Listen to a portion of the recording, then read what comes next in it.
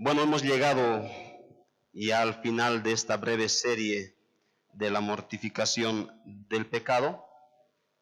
Y para terminar, los pastores vimos por conveniente finalizar esta serie con varios consejos prácticos que puedan ayudarnos a llevar por obra, a llevar a cabo esta gran responsabilidad de mortificar el pecado. Y de ahí el título que tú tienes en el tríptico, consejos prácticos para mortificar el pecado. Sin embargo, mis hermanos, antes de presentar estos consejos prácticos, a modo de introducción, quiero hacer un breve resumen de todo lo que vimos en esta serie que titulamos La mortificación del pecado. Bueno, empezamos esta serie respondiendo a la siguiente pregunta. ¿Por qué es importante la mortificación del pecado en la vida del creyente? Y en todo un sermón respondimos diciendo que porque a pesar, hermanos, de que nosotros hemos sido salvados por Cristo, todavía el pecado habita en la vida del creyente. Todavía el pecado sigue siendo su enemigo, todavía el pecado mora en nosotros. Y al morar y ser el enemigo, pues el pecado lucha ardiente y continuamente para llevarnos a cometer una serie de pecados en contra de Dios. Y es por esa razón que debemos mortificar el pecado en nuestras vidas. En segundo lugar, vimos dónde se lleva a cabo de manera principal la mortificación del pecado. Dijimos que la mortificación del pecado de manera primordial se lleva en el corazón del creyente. Recuerda que Jesús dijo que del corazón es que de donde salen los malos pensamientos, los homicidios, los adulterios, entre otros pecados. Por lo tanto, hermanos, el corazón es el lugar principal donde el creyente debe luchar en contra del pecado. ¿Y qué es la mortificación? Tomamos otro sermón para poder responder esa pregunta. Y dijimos que mortificar el pecado es hacer morir el pecado, como dice Romanos capítulo 8, versículo 13, el pecado que todavía habita en nuestras vidas y que batalla constantemente en contra de nosotros. Recuerda que dijimos que la mortificación del pecado, mis hermanos, es una batalla, es una lucha sin tregua y sin misericordia. El pecado no descansa en sus ataques. Por lo tanto, los creyentes tampoco debemos descansar hasta matar al pecado. El pecado no tiene misericordia del creyente. Por lo tanto, los creyentes no debemos de tener misericordia cuando estamos matando, cuando estamos batallando en contra del pecado. Luego de responder esas tres preguntas, hicimos una exposición de tres pasajes bíblicos. Fuimos a Romanos capítulo 8, versículo 13, donde vimos, hermanos, que la mortificación del pecado es una característica en la vida del creyente, y para ello Dios le ha provisto de su Espíritu Santo.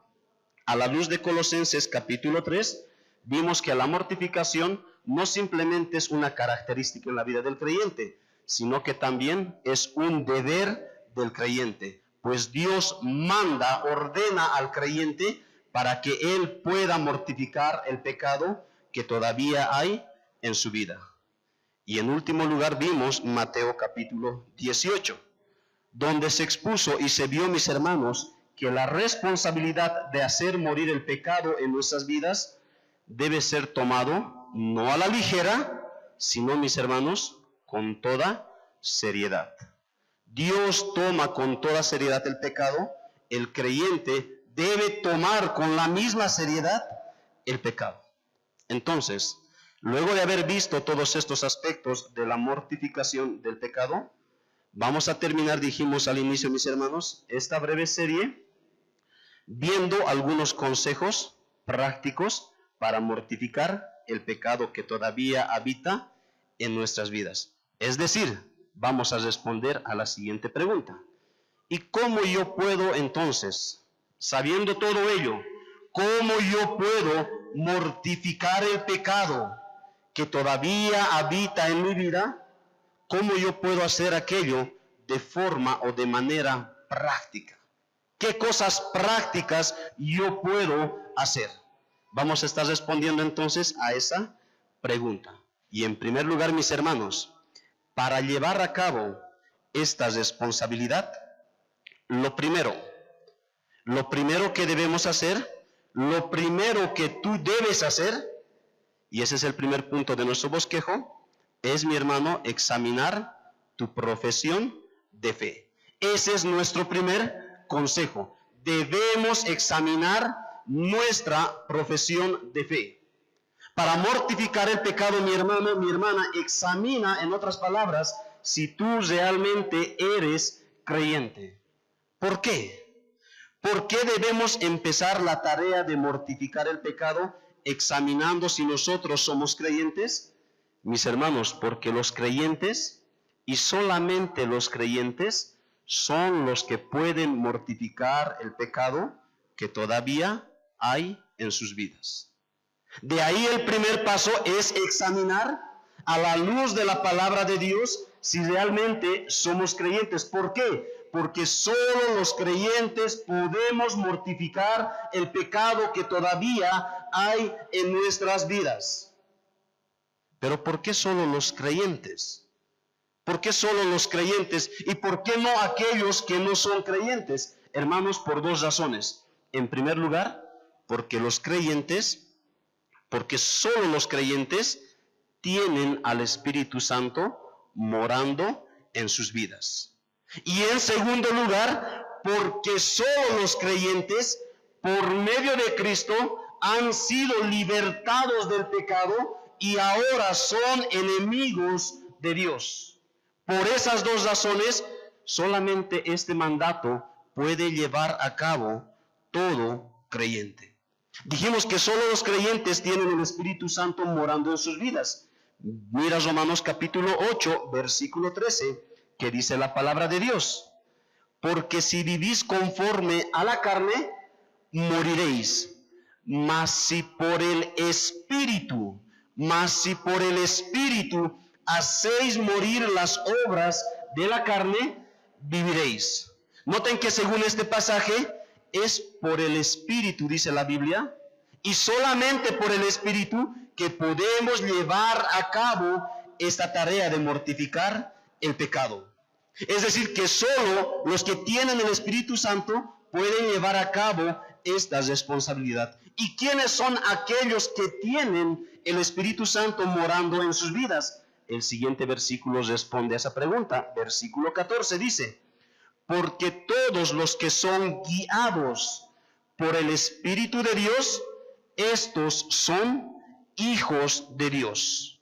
Solo los que son hijos de Dios, en otras palabras, solo los que son creyentes, son los que tienen y son guiados por el Espíritu Santo. Solamente ellos. Por el otro lado, mis hermanos, los que no tienen el Espíritu Santo morando en sus vidas, ve al versículo 9, unos cuantos versículos más arriba, ahí nos muestra que ellos no son de Cristo. Dice el versículo 9, mas vosotros, es decir, los creyentes, no vivís según la carne, sino según el Espíritu, si es que el Espíritu de Dios mora en vosotros, es decir, en los creyentes.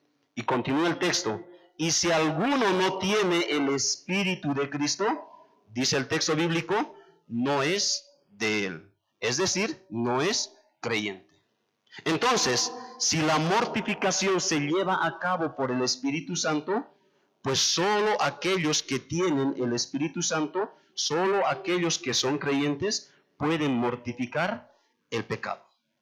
En segundo lugar, dijimos que solo aquellos que son creyentes, gracias a Cristo, han sido libertados por el pecado y ahora son enemigos del pecado. Romanos capítulo 6. Romanos capítulo 6, el versículo 17 y 18. Romanos capítulo 6, el versículo 17 y 18 dice de la siguiente manera la palabra de Dios. Pero gracias a Dios, que aunque erais esclavos del pecado, los creyentes eran esclavos del pecado, éramos esclavos del pecado. Pero el texto continúa diciendo, habéis obedecido de corazón a aquella forma de doctrina a la cual fuisteis entregados. 18. Y libertados del pecado, los creyentes fuimos libertados del pecado gracias a Cristo, vinisteis a ser siervos de la justicia. Todo creyente, cuando no era creyente, pues era esclavo, era siervo del pecado. El pecado era el amo de esa persona. El pecado era su rey. Cuando nosotros no éramos cristianos, mis hermanos, éramos amigos del pecado. Estábamos del lado del pecado. Y es por esa razón que un cristiano se deleita en el pecado. Pero sabes, gracias a la maravillosa obra de Jesucristo, dice el texto bíblico que los creyentes hemos sido libertados del pecado, es decir, que ya no somos esclavos del pecado, ya no somos siervos del pecado, el pecado ya no es nuestro amo. Los creyentes hemos dejado de ser amigos del pecado, pues nos hemos convertido, gracias a Cristo, en enemigos del pecado. Cuando éramos amigos del pecado, escucha muy bien, el pecado no peleaba, no batallaba en contra de nosotros. Pero ahora que el creyente se ha convertido en enemigo del pecado, el pecado pelea, batalla sin tregua y sin misericordia. La mortificación, mis hermanos, es una batalla que el creyente libra en contra del pecado, porque solamente los creyentes hemos sido libertados del pecado y ahora somos enemigos de Dios. Es por esas dos razones, mis hermanos, que nosotros decimos en esta mañana que solo los creyentes pueden mortificar el pecado en sus vidas, porque solo los creyentes han sido libertados de la esclavitud del pecado gracias a Jesucristo. Entonces, lo primero que debemos hacer para mortificar el pecado en nuestras vidas, mis hermanos y mis hermanas, es autoexaminarnos para ver si estamos o no en la fe. Para ver delante de Dios si somos creyentes o no. ¿Por qué? Porque una vez más, el Espíritu Santo, en el Espíritu Santo, en las fuerzas de Cristo, solamente los creyentes podemos llevar a cabo este deber. Ahora, estamos diciendo que si yo no soy creyente, entonces no debo mortificar el pecado. La respuesta es no. Lo que estamos diciendo, mis hermanos, es que si tú no eres creyente, escúchalo muy bien, no puedes mortificar el pecado. No es que no debes, tú debes mortificar. Si eres creyente o si no eres creyente, tú debes mortificar. Pero si no eres creyente, tú no puedes mortificar el pecado. Pues tu deber, si no eres creyente, sigue siendo mortificar el pecado. El problema es que tú no puedes. ¿Por qué? Porque no tienes al Espíritu Santo morando en tu vida y porque sigues siendo esclavo del pecado. Por lo tanto, si tú no eres creyente, o sea que hay una persona que no es creyente, para mortificar el pecado en su vida, primero necesita ser libertado por Jesucristo. Primero necesita de la obra del Espíritu Santo en su vida. Para ello necesita la obra de Dios en Cristo, quien vivió, murió y resucitó al tercer día en favor de todos aquellos que vienen a Él en arrepentimiento y fe. Ese es tu primer deber, venir a Cristo en arrepentimiento y fe. Si tú no eres cristiano, ese es tu primer deber, venir a Jesucristo en arrepentimiento y fe. Y después de eso, recién el deber tuyo va a ser mortificar el pecado que todavía hay en tu vida. Entonces, hermanos, ¿cuál es el primer consejo práctico que nosotros debemos llevar a cabo para mortificar? examinar nuestras vidas para ver si estamos o no en la fe. Segundo, debemos fortalecer continuamente nuestra fe. En segundo lugar, el segundo consejo práctico para llevar a cabo esta tarea de mortificación es fortalecer continuamente nuestra fe. Hermano, hermana, ¿quieres tú mortificar el pecado que todavía hay en tu vida? Pues fortalece continuamente tu fe. Es decir, trabaja, sé diligente, trabaja arduamente en procurar el fortalecimiento de tu fe. Hermanos, ¿cuál es el problema principal para ceder y dar lugar a alguna tentación? ¿Por qué muchas veces somos arrastrados los creyentes y caemos en pecado? Ponte a pensar a ver un momento, ¿por qué muchas veces cedemos a alguna tentación y caemos muchas veces en algún pecado? Pues hermanos y hermanas, cedemos a la tentación muchas veces o caemos en algún pecado porque nuestra fe es débil. Porque muchas veces no creemos realmente lo que sabemos acerca de Dios. No creemos muchas veces de manera real lo que Dios nos dice. Caemos en pecado porque muchas veces no le creemos a Dios. Caemos en pecado porque nuestra fe es débil. Nuestra fe es débil. Ese es el problema por el cual nosotros cedemos muchas veces al pecado. Alguien dijo lo siguiente: la debilidad de nuestra fe en la verdad de las Escrituras y el remanente de nuestra incredulidad es la causa principal de todo tipo de debilitamiento. Así que fortalecer nuestra fe es fortalecer todo. Para poder luchar con el pecado, necesitamos fortalecer continuamente nuestra fe. Primera Juan capítulo 5. Primera Juan capítulo 5.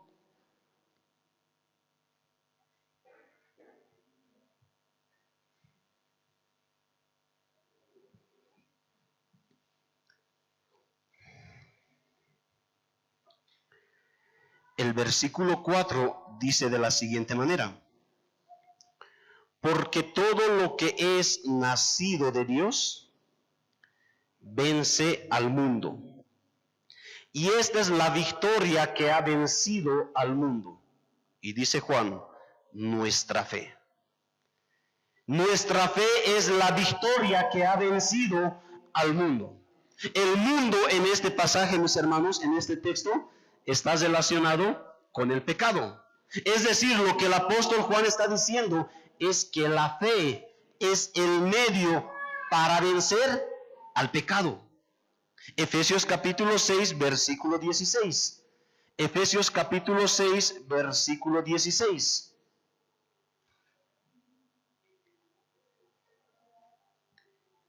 Efesios capítulo 6, versículo 16.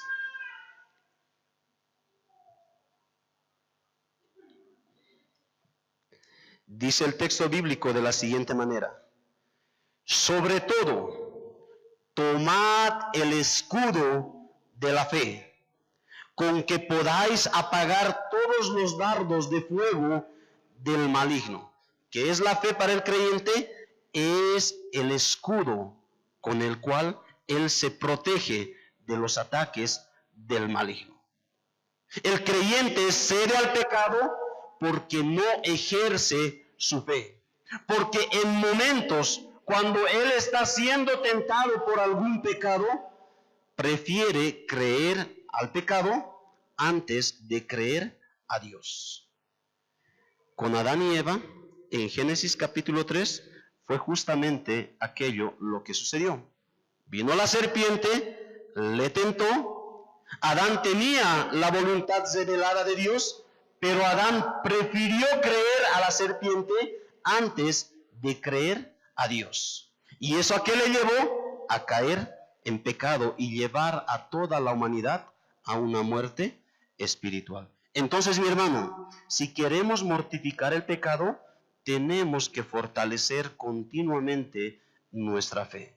Solo así, con una fe siendo fortalecida de manera continua, podremos nosotros ir creyendo cada vez más en Dios.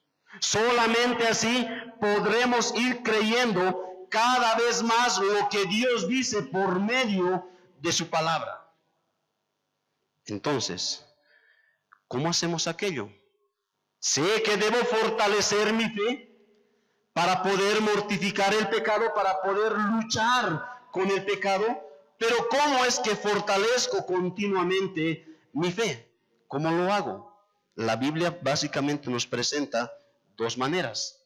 En primer lugar, escudriñando las Escrituras, estudiando, leyendo, investigando las Escrituras. Y en segundo lugar, ejercitando nuestra fe. ¿Cómo es que fortalecemos nuestra fe? Escudriñando las Escrituras y en segundo lugar, ejercitando nuestra fe. Romanos capítulo 10, versículo 17.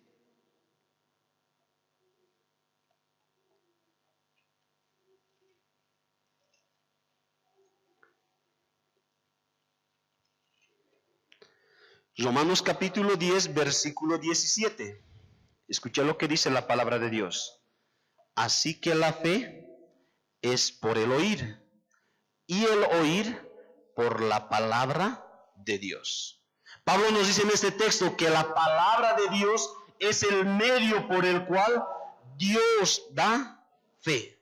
Y nota que no simplemente es una fe para salvación, sino que por medio de la palabra Dios continuamente va dando al creyente fe, fe y fe. Es decir, continuamente por su palabra Dios va fortaleciendo la fe del cristiano. Primera Pedro capítulo 2.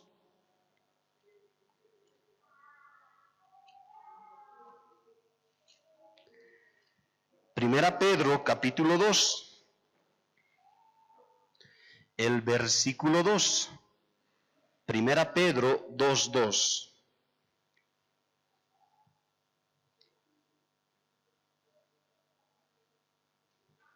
Dice de la siguiente manera la palabra de Dios. Desead como niños recién nacidos la leche espiritual no adulterada, para que por ella crezcáis para salvación. Dios usa su palabra para dar salvación, pero según este texto, Dios también usa su palabra para dar crecimiento a aquella persona a quien ha salvado. Dios usa su palabra para fortalecer nuestras vidas, para fortalecer la vida, la fe del creyente. Por lo tanto, para fortalecer continuamente nuestra fe, dijimos, mis hermanos, debemos escudriñar continuamente las Escrituras. De ahí la importancia, mis hermanos, que los creyentes constantemente debemos estar leyendo la Biblia. De ahí que los pastores constantemente van animando al pueblo para que podamos ir leyendo las Escrituras, porque la lectura, la meditación, el estudio de la palabra es el medio por el cual Dios fortalece nuestra fe. La segunda forma para fortalecer nuestra fe es ejercitando nuestra fe. ¿Sabes, mi hermano? Cuando una persona quiere mejorar en alguna área o en algún aspecto de su vida, ¿qué es lo que esta persona debe hacer? Lo más lógico es que esta persona debe practicar, debe ejercitar aquello en el cual él quiere mejorar. Por ejemplo, si un joven quiere ser un buen futbolista, él debe de practicar, él debe ejercitar de manera continua el fútbol. Y es así en cualquier área, en cualquier deporte, en cualquier circunstancia en la vida. Pero sabes, también es lo mismo con la fe. ¿Queremos fortalecer nuestra fe? Pues debemos practicar, debemos ejercitar, debemos entrenar nuestra fe. ¿Y cómo, dónde o cuándo ejercitamos nuestra fe?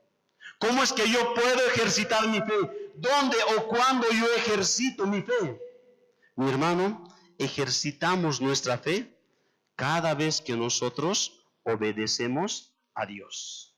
Ejercitamos nuestra fe cada vez que obedecemos a Dios. En las Escrituras, nosotros encontramos muchos mandatos de Dios para el creyente. Sin embargo, estos diferentes mandatos, mis hermanos, muchos de los creyentes no los llevamos a cabo. Y claro, por diferentes razones.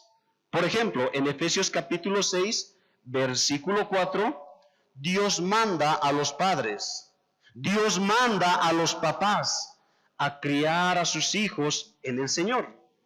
Y es explícito ahí la Biblia que dice, por medio de la enseñanza y por medio de la disciplina. Sin embargo, muchos papás, por diferentes razones, no cumplen este deber. Puede ser por falta de tiempo, puede ser porque parece que sus hijos todavía son muy pequeños y no van a entender, o porque parece que lo que estoy enseñando no está mostrando frutos, y parece que es en vano lo que yo estoy haciendo, y se presentan diferentes razones, y por esas causas, pues dejamos de llevar a cabo este deber. O en Colosenses capítulo 3, versículo 13. Nosotros encontramos, por ejemplo, en ese pasaje, que Dios manda a los creyentes a ayudarse y a perdonarse unos a otros. Dios dice que si tu hermano o tu hermana dentro de la iglesia te ha ofendido, pues tú debes de perdonarle. Por muy grande que haya sido la ofensa, Dios te manda, Dios nos da el deber de perdonarnos los unos a los otros.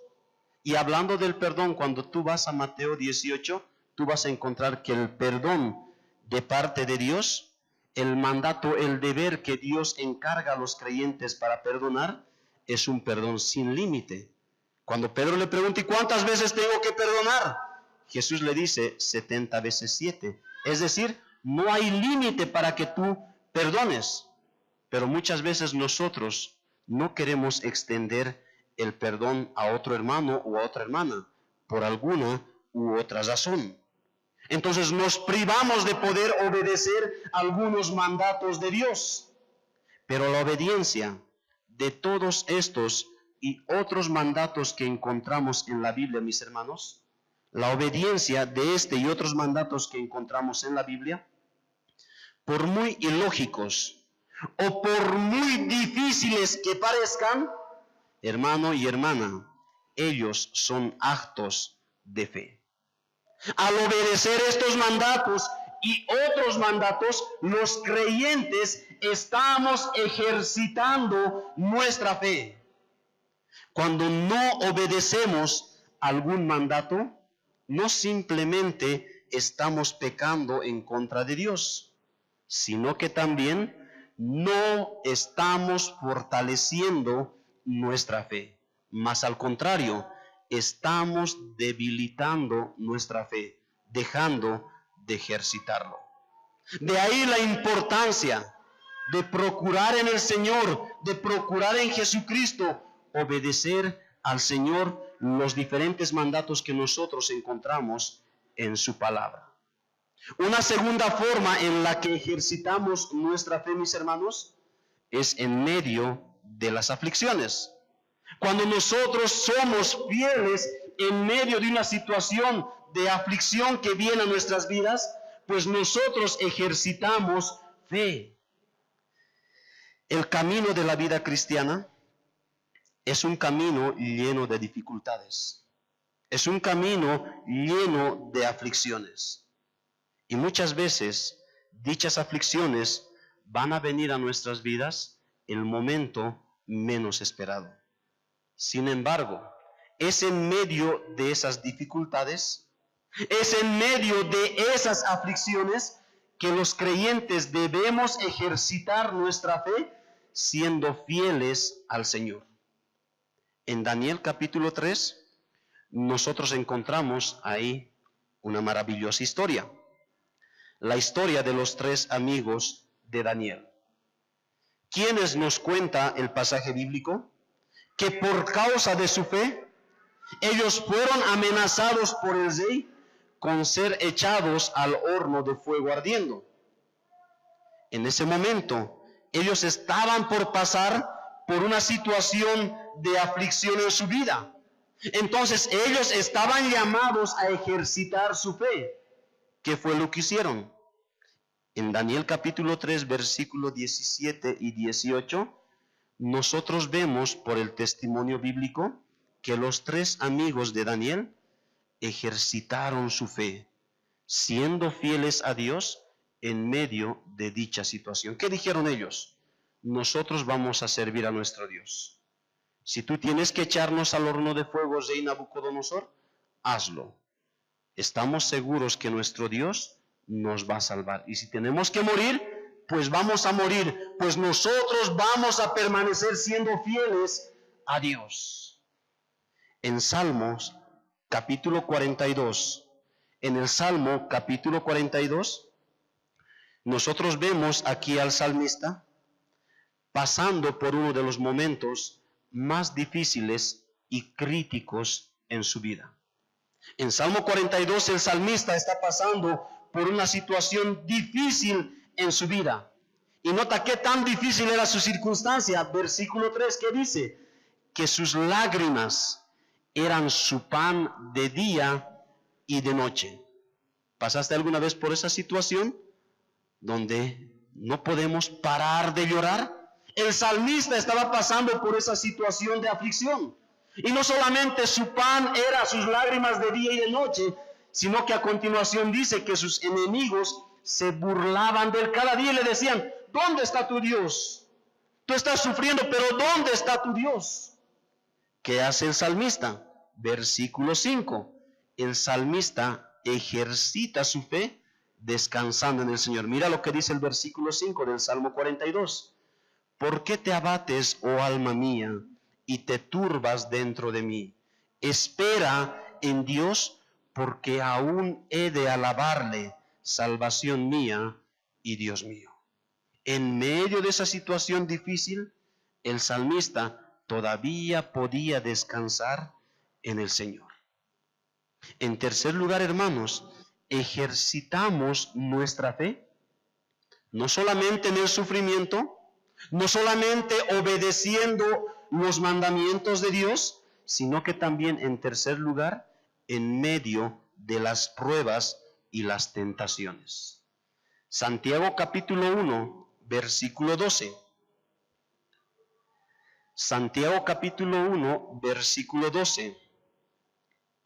Dice el texto bíblico de la siguiente manera.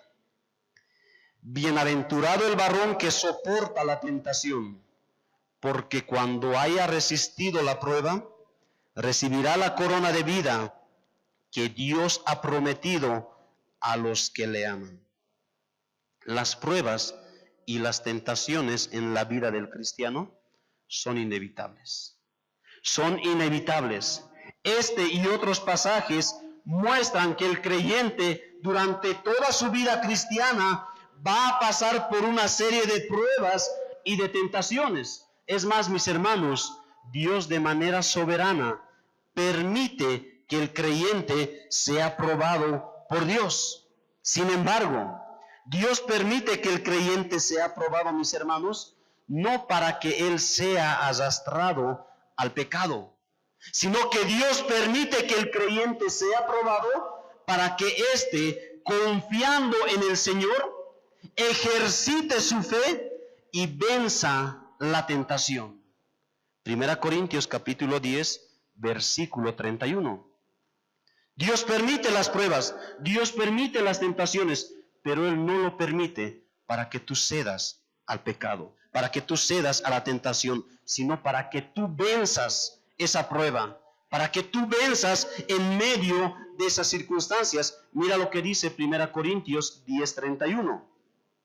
No os ha sobrevenido ninguna tentación que no sea humana, pero fiel es Dios, que no os dejará ser tentado más de lo que podéis resistir, sino que dará también junto con la tentación la salida para que podáis soportar.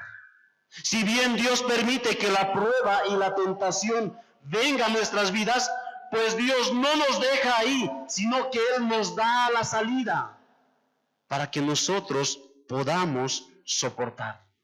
Cuando un creyente, mis hermanos, está siendo tentado, está pasando por una prueba, él va a tener dos opciones. O bien le cree a Dios y vence la tentación, o bien le cree a la tentación y es arrastrado por la tentación. Solamente tiene dos opciones, o creer a Dios o creer a la tentación. Y ejercitamos nuestra fe cuando nosotros creemos a Dios en medio de todo ello. ¿Recuerdas la historia de Pedro cuando él negó a Jesús? Mateo capítulo 26. ¿Qué le dijo Jesús? Jesús le dijo: Pedro, Pedro, esta noche tú me vas a negar 3 veces. Y a Jesucristo le estaba dando a conocer lo que iba a acontecer. Pero ¿cuál fue la respuesta de Pedro? Aunque todos se escandalicen, yo no me voy a escandalizar. Frente a esa declaración de Jesucristo, Pedro tenía dos opciones: creer a Cristo o no creer a Cristo. Si Pedro iba a creer a Cristo, él debería de haber dicho: Señor, tú lo sabes todo, por favor ayúdame para que yo no ceda. Pero Pedro no quiso ejercitar su fe, él no quiso creer a Jesucristo. ¿Y cuál es el resultado? Pues él negó 3 veces a su Señor. Él fue arrastrado y cayó en el pecado. Entonces, para mortificar el pecado, mis hermanos, que todavía hay en nuestras vidas, debemos fortalecer continuamente nuestra fe. ¿Y cómo es que fortalecemos continuamente nuestra fe?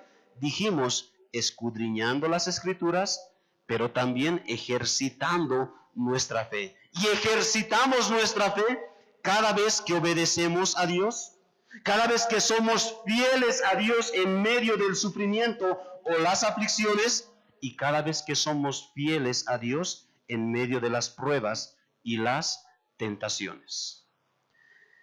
Tercer y último consejo de esta mañana.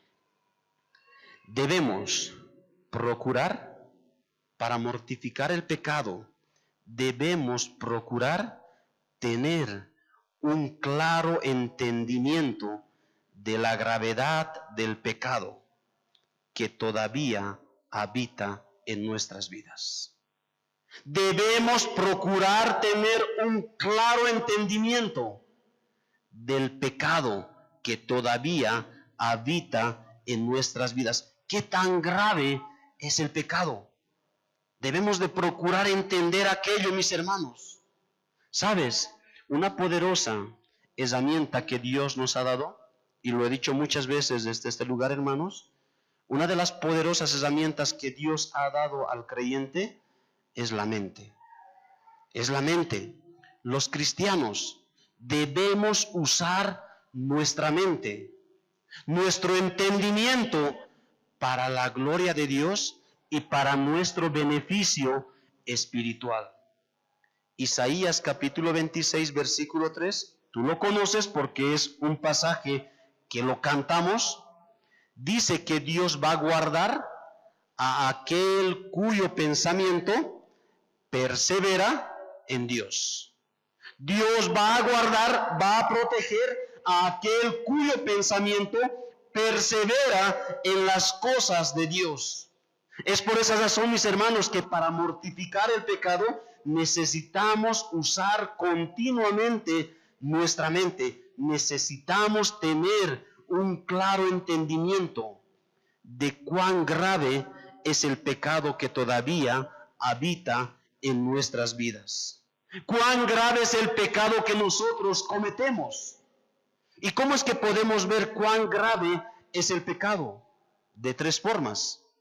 Por medio de su culpa, por medio de los peligros que el pecado trae consigo y por medio de su maldad, de cuán malicioso es el pecado.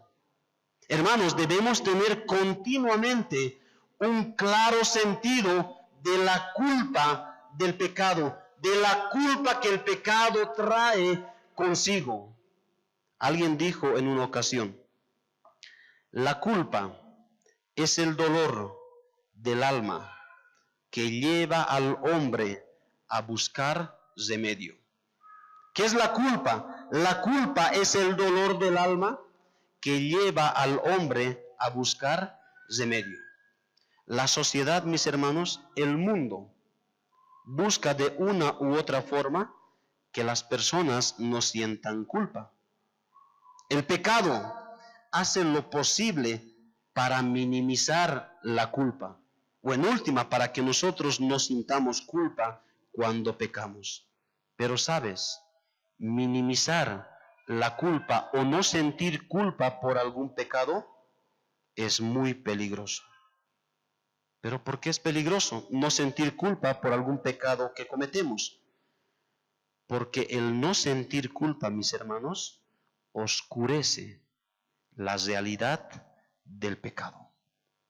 Porque cuando nosotros no sentimos culpa por algún pecado, no vamos en busca del perdón de Dios. David, el rey David, luego de haber cometido adulterio, él pasó muchos días, minimizando el tamaño de la culpa de su pecado. ¿Y a qué le llevó aquello? A ocultar su pecado. ¿Qué tuvo que hacer Dios? Porque David no veía su pecado. Dios tuvo que usar a un profeta cuyo nombre era Natán para ir donde David y hacerle notar y hacerle darle cuenta de su pecado, de la culpa de su pecado. Fue entonces cuando David buscó el remedio para su alma. Fue entonces cuando David recién reaccionó y fue en busca de Dios, en busca del perdón. Si queremos mortificar el pecado, mis hermanos, debemos tener un sentido claro de la culpa del pecado. Debemos estar continuamente conscientes de que el pecado, escucha muy bien, el pecado de un creyente es mucho más grave que el pecado de un incrédulo. Debes tú estar consciente de aquello. El pecado de un creyente es mucho más grave que el pecado de un incrédulo.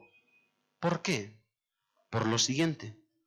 Cuando el creyente peca voluntariamente, mis hermanos, el creyente peca en contra de la gracia, del amor y de la misericordia de Dios. Es por eso que Pablo en Romanos capítulo 6, versículo 1, él dice, ¿viviremos todavía en el pecado para que la gracia abunde? Y él responde diciendo, en ninguna manera. Porque pecar siendo creyentes, hermanos, es pecar en contra de la gracia, en contra del amor, en contra de la misericordia de Dios. Además, Hebreos capítulo 10, versículo 26 al 29, no lo busques, sino simplemente apúntalo, hermano, nos dice que cuando el creyente peca de manera voluntaria, el creyente está mostrando un menosprecio a Cristo.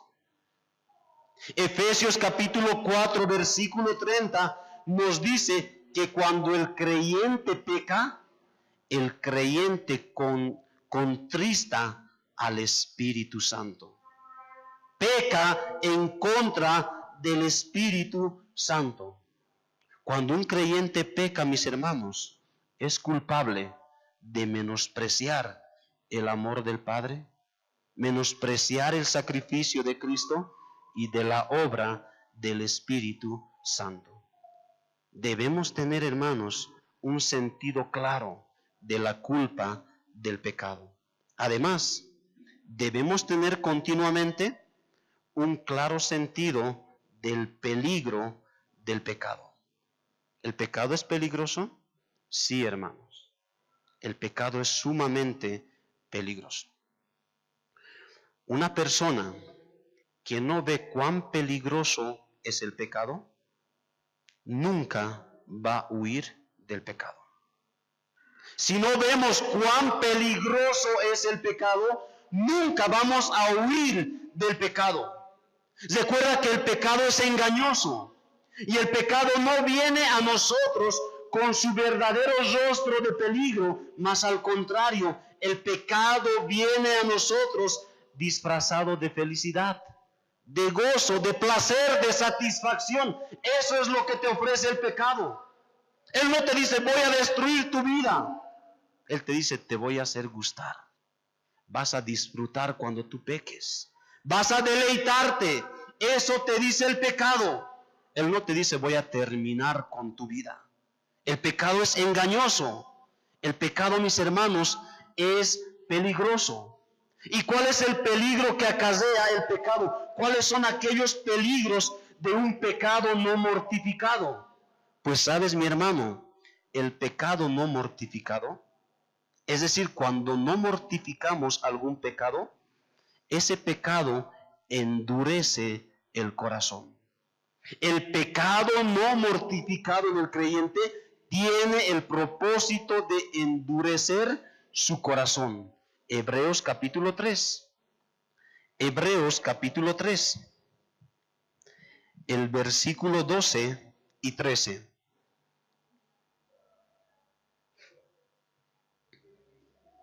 Hebreos capítulo 3, versículo 12 y 13. Escucha lo que dice la palabra de Dios. Mirad, hermanos, que no haya en ninguno de vosotros corazón malo de incredulidad, para apartarse del Dios vivo. 13. Antes, exhortaos los unos a los otros cada día, entre tanto que se dice hoy, para que ninguno de vosotros se endurezca por el engaño del pecado. Todo pecado en nuestras vidas tiene el propósito final de endurecer nuestros corazones y apartarnos de Dios. Pero ¿qué es la dureza de corazón? ¿Cómo sé cuando mi corazón se ha endurecido? ¿Sabes, mi hermano? Cuando la palabra de Dios habla de ser duro de corazón, se refiere a no tener la disposición humilde de obedecer a Dios a pesar de haber escuchado la poderosa palabra de Dios. He escuchado la palabra de Dios y no querer vivir conforme a lo que he escuchado, eso es dureza de corazón. Uno puede decir ser creyente, uno puede haber escuchado, mis hermanos, muchas veces la palabra de Dios. Hemos podido tal vez alguna vez llorado cuando hemos escuchado la palabra de Dios, pero si en tu corazón, si en mi corazón no hay la disposición, no hay el deseo de humillarnos, si no estamos dispuestos a obedecer, pues nuestro corazón está endurecido. Y si continuamos de esa manera, el camino que nos espera, según Hebreos, simplemente, mis hermanos, es la apostasía. Eso se va a endurecer hasta abandonar el Evangelio. ¿Y dónde empezó aquello? En un pecado no mortificado. El pecado no mortificado, mis hermanos, aparte de endurecer el corazón, trae consigo la disciplina de Dios. Dios usa su disciplina como uno de los medios para santificar al creyente.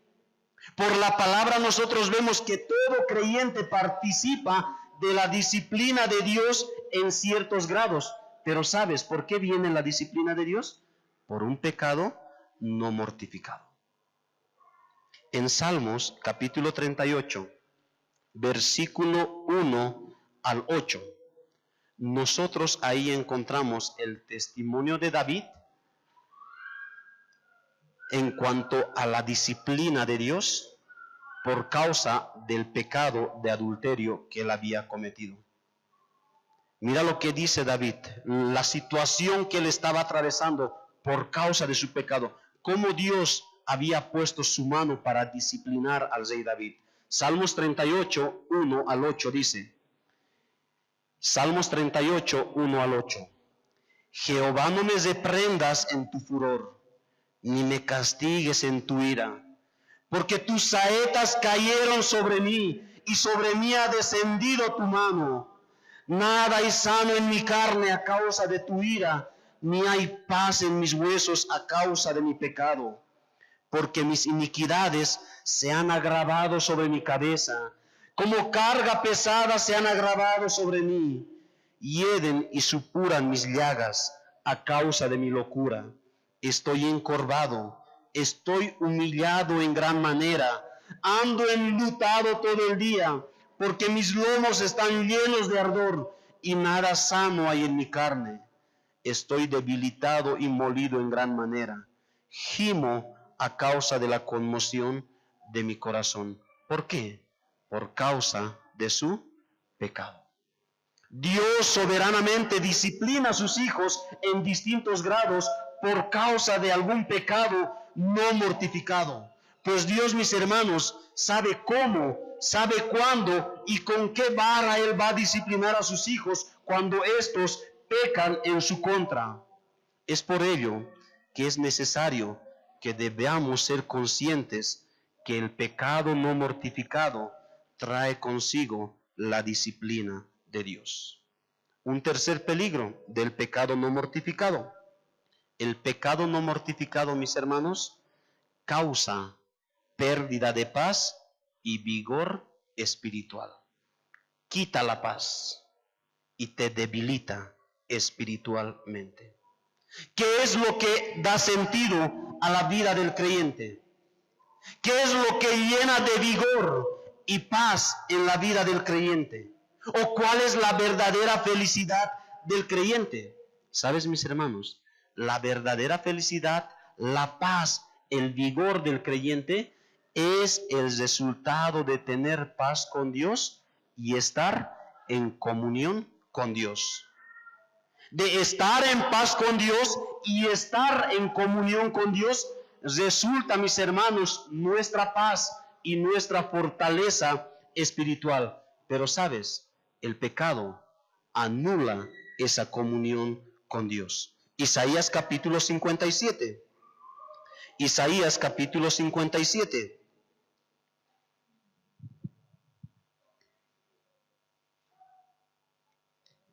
El versículo 17. Isaías 57, verso 17, dice de la siguiente manera la palabra de Dios. Por la iniquidad de su codicia, dice el Señor, me enojé y le herí. Escondí mi rostro y me indigné, y él siguió rebelde por el camino de su corazón.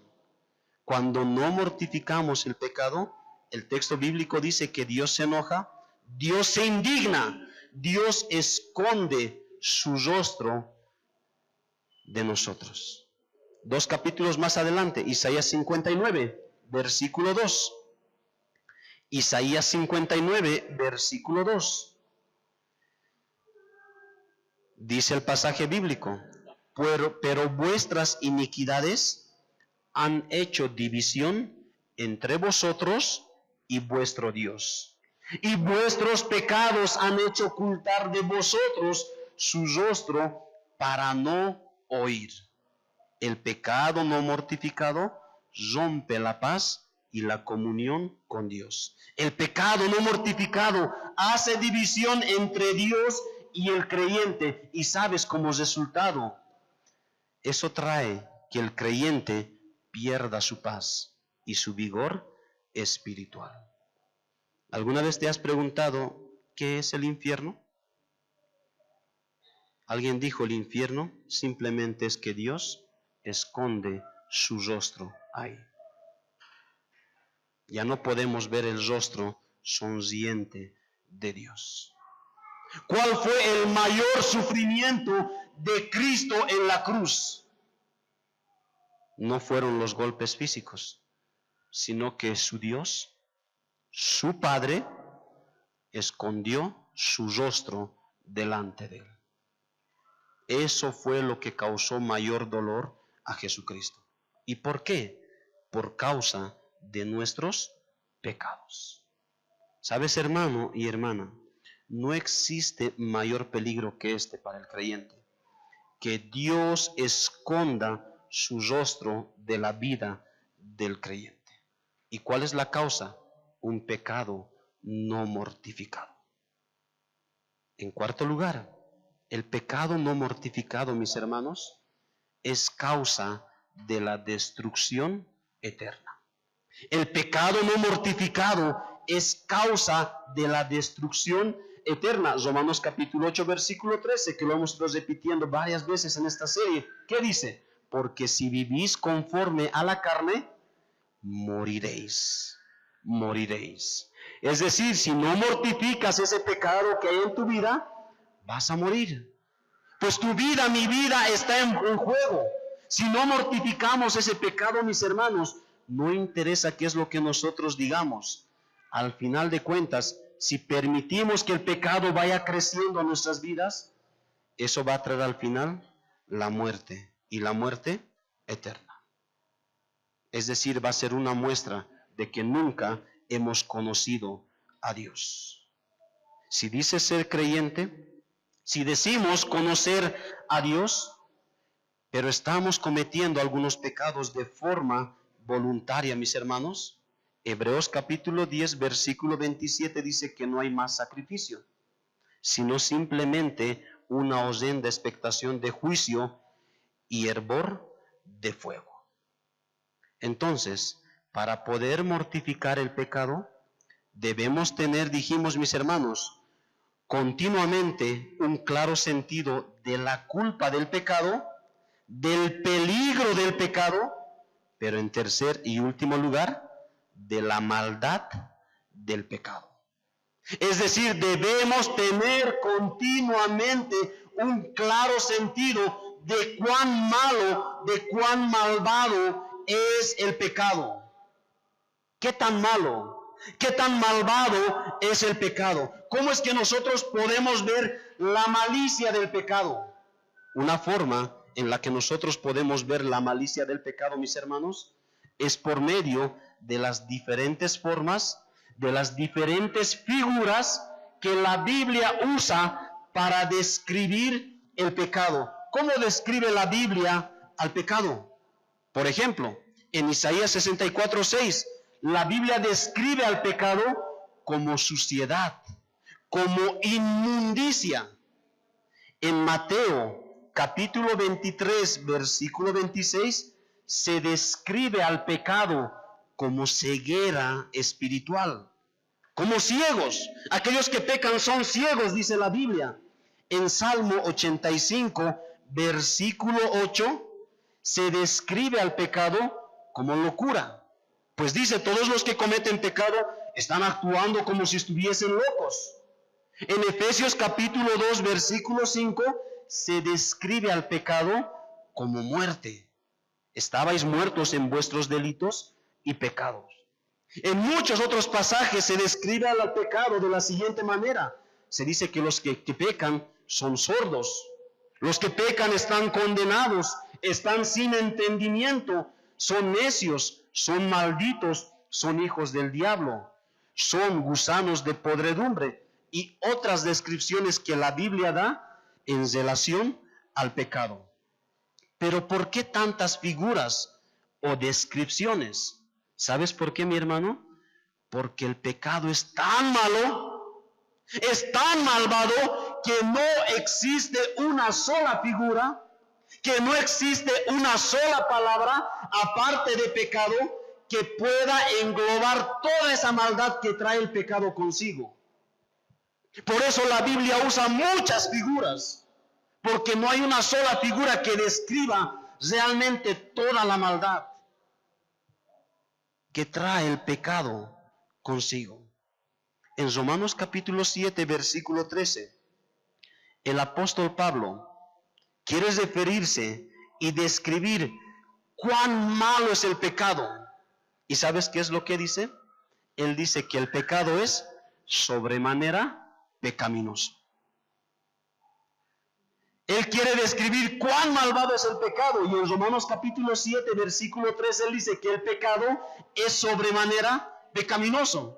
Nota que sigue repitiendo la misma palabra. Él dice que el pecado es pecaminoso en extremo. El pecado es excesivamente pecaminoso. Además, mis hermanos, la segunda forma en que podemos ver la maldad del pecado es por medio de sus consecuencias. Las diferentes consecuencias que el pecado trae consigo. ¿Y cuáles son aquellas consecuencias?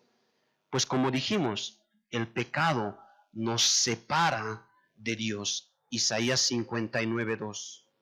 El pecado, mis hermanos, ha hecho que la muerte pase a todas las personas y que todos ahora seamos pecadores, dice Romanos capítulo 5, versículo 12. ¿Qué hizo que nosotros seamos todos pecadores? El pecado. ¿Qué hizo que nosotros ahora conozcamos la muerte? El pecado. Fue por causa del pecado, mis hermanos, dice Romanos capítulo 8, versículo 18 al 22, que toda la creación ha caído bajo la maldición de Dios. ¿Sabes, mi hermano? El pecado es lo que mantiene al infierno encendido por la eternidad.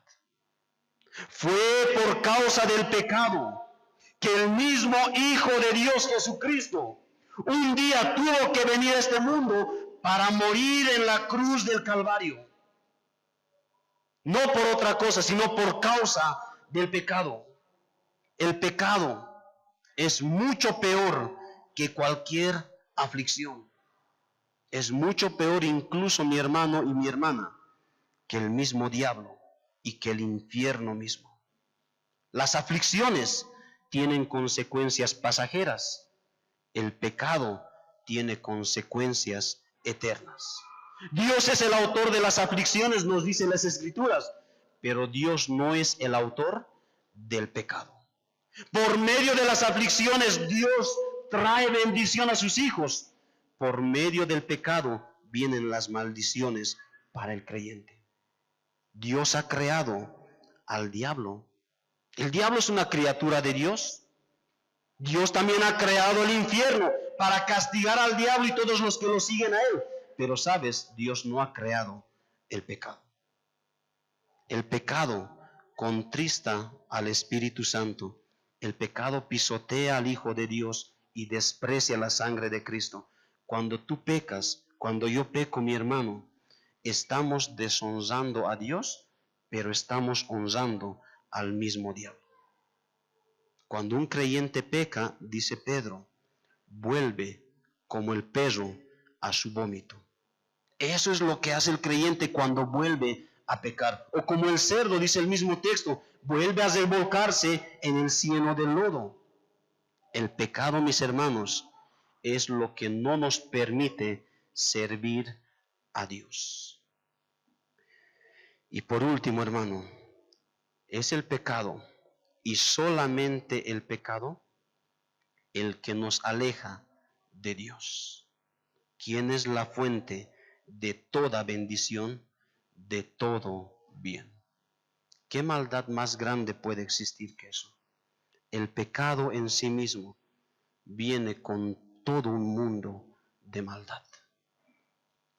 Para mortificar el pecado, mis hermanos, procuremos tener un continuo entendimiento de la gravedad del pecado que todavía habita en nuestras vidas. ¿Anhelas mortificar el pecado que todavía radica en tu vida? ¿Es tu deseo mortificar ese pecado? Entonces dijimos, empecemos examinando nuestras vidas, ya que solo por el Espíritu Santo, ya que solo por medio de Cristo, en las fuerzas de Jesucristo, es que nosotros podemos mortificar el pecado. En segundo lugar dijimos que si somos creyentes, fortalezcamos continuamente nuestra fe por medio de la palabra, ejercitando nuestra fe, obedeciendo los diferentes mandamientos, siendo fiel a Dios en medio de las aflicciones, en medio de las pruebas y tentaciones. Y por último dijimos, procuremos tener un claro entendimiento de la gravedad del pecado que todavía habita en nuestras vidas.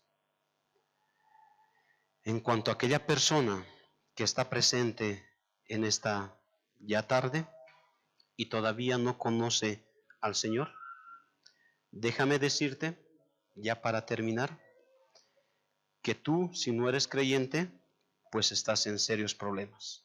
Uno, porque tú no puedes mortificar el pecado, porque tú no puedes luchar con el pecado, porque todavía no has sido libertado del pecado. Todavía sigues siendo siervo o sierva, amigo o amiga del pecado.